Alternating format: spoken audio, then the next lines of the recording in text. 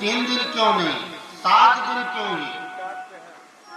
और जबकि कलयुग के प्राणियों के पास सब कुछ है,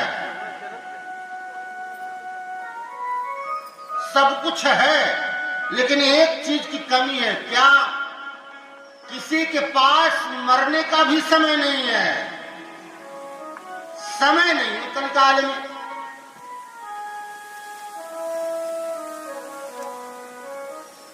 पैसे खर्चवा लो, समय मत मांगो।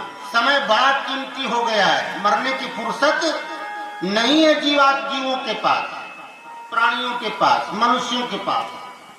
लोग कहते हैं कहां जा रहे हो, थोड़ा सुन लो। अरे भैया, मरने की भी फुर्सत नहीं, कहां सुन ले, है ना? तो आखिर 7 दिन कैसे निपटेंगे?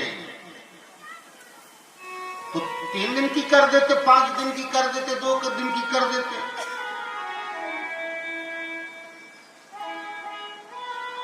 स्थिति यह आ गई है कि 9 दिन की राम कथा को प्रवचन के रूप में 3 दिन में स्वीकार किया जाने लगा। 3 दिन में महाराज का श्री राम कथा का प्रवचन हो जाता है।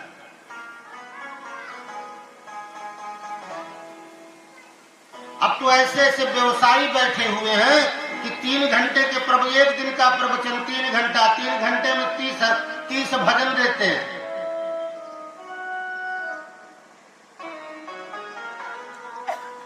ऐसा क्यों हो रहा? क्योंकि आपके पास समय नहीं है।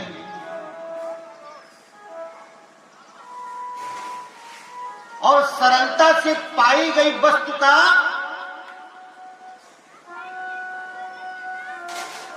कोई मोल नहीं है। 7 दिन ही क्यों? कहते भैया, यह आचार्य परंपरा से प्राप्त है। कैसे? सूत जी कहते हैं कि सनक, सनंदन, सनातन और सनत कुमार, इन चारों भाइयों को देवर्षि, चारों भाइयों ने देवर्षि नारद को यह परंपरा बताई, यह कथा सुनाई, और वहां से यह परंपरा चल पड़ी। परीक्षित जी को आगे श्राप भी मिलता है 7वें दिन। तो 7 दिन में मुक्ति का एक ही साधन है।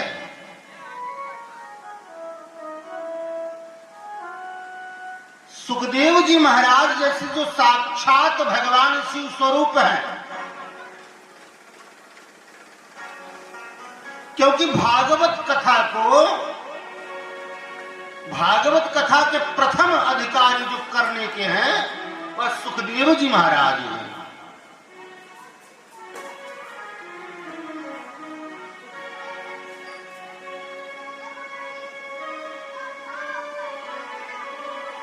जो पूर्ण रूप से निर्विकारी हैं,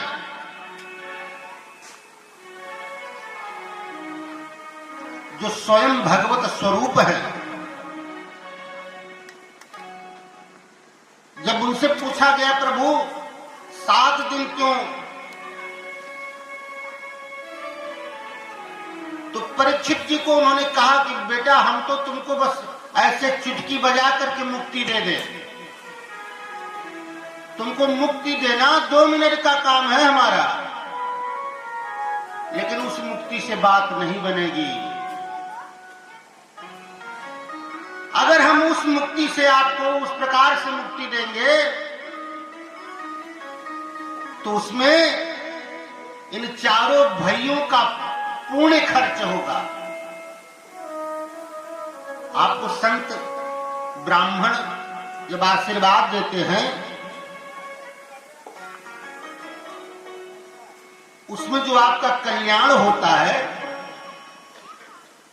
तो आपने समझ लिया, हमने प्रणाम किया, ब्राह्मण ने आशीर्वाद दिया, खुश रहिए, मंगल हो, विजय हो, आपकी जय हो, खुश रहो। आपने समझा इतने में काम निपट गया। नहीं, इतने में काम नहीं निपटता है। इतने में पंडित जी निपट रहे हैं, आप नहीं निपट रहे हो। इतने में पंडित जी निपट रहे हैं। और कौन से पंडित जी निपट रहे हैं? जिनके पास यह कहने की क्षमता है कि आपका मंगल हो, आपकी जय हो। ब्राह्मण सुबह से गायत्री मंत्र, संध्या, जल अर्पण, तर्पण, नाना प्रकार की पूजा पद्धति को निपटा करके तब अपने किसी काम में लगते हैं। और जब वो घर के बाहर जाते हैं और जब आप उनको प्रणाम करते हो, जब वो कहते हैं आपका मंगल हो, तो उनके द्वारा किया गया यह सत्कर्म, पूजा पाठ, धर्म से प्राप्त उनके खाते में जो पुण्य है उसमें से तुरंत घट जाता है। जैसे कहते हैं आपका मंगल हो, आपकी जय हो, तो पंडित जी का गया। और जो करता ही नहीं है, हैं? अब दिन भर राम राम करे, साझी के पता नहीं क्या करे। अब उनको प्रणाम करोगे तो उनके पास जो है वही जाएगा। पाप लेके बैठे हैं तो पाप देंगे, पुण्य लेके बैठे हैं तो पुण्य देंगे। अच्छा, कोई जब तक नहीं कर रहे हैं, पंडिताई नहीं कर रहे हैं, लेकिन सात्विक हैं, कर्मशील हैं, माता पिता के सेवक हैं, भाई बंधु के सहयोगी हैं, सही स्थान पर, सही जगह पर सही निर्णय लेने की क्षमता है, शास्त्र को मानते हैं, शास्त्र का पालन करते हैं, और 10 अपने खेती किसानी से 10 लोगों का पेट भर रहे हैं। और आप जब उनको कहो कि प्रणाम, तो उनसे भी आपको मिलेगा, उनसे भी आपको मिलेगा।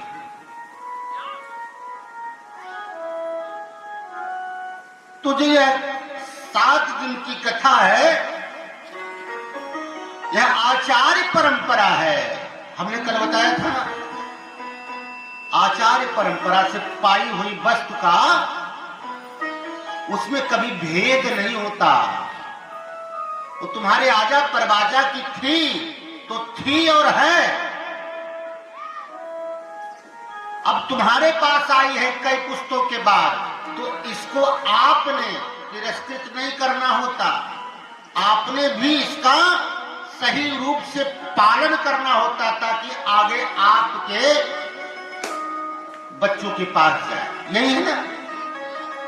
इसीलिए तो ब्राह्मण कोई जात नहीं है, ब्राह्मण एक सनातनीय संस्कार है, संस्कार का नाम ब्राह्मण है।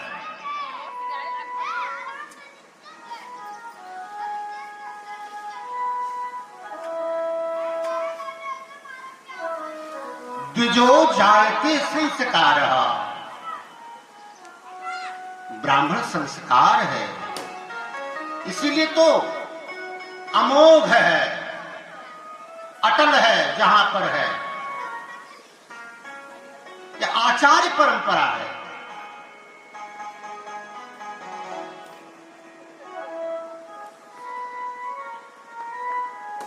बोले प्रभु, एक प्रश्न है। बोले क्या? बोले नारद जी को कैसे कथा सुनाए? बोले क्यों? बोले नारद जी तो क्षण मात्र कहीं टिकते ही नहीं है, श्रापित है, उनको श्राप है कि जाओ क्षण मात्र से ज्यादा कहीं टिकोगे नहीं। लेकिन ये श्राप जो है नारद का कहां कहां नहीं लगा, कहां कहां नहीं लगेगा। नारद जब अपने नारायण धाम में जाते हैं, भगवत धाम में जाते हैं, जब अपने इष्ट के पास जाते हैं,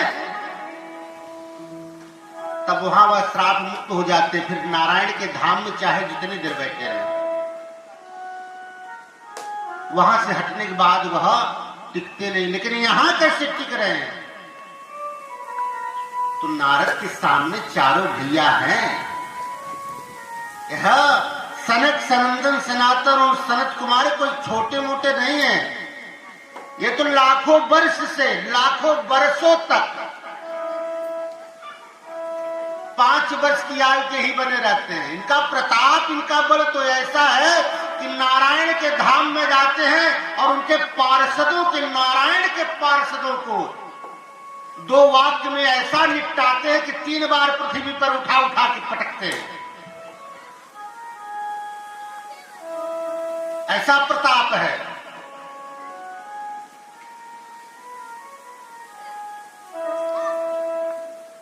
नारद जी ने कथा कहां सुनी और क्यों सुनी, कृपा करके बताइए।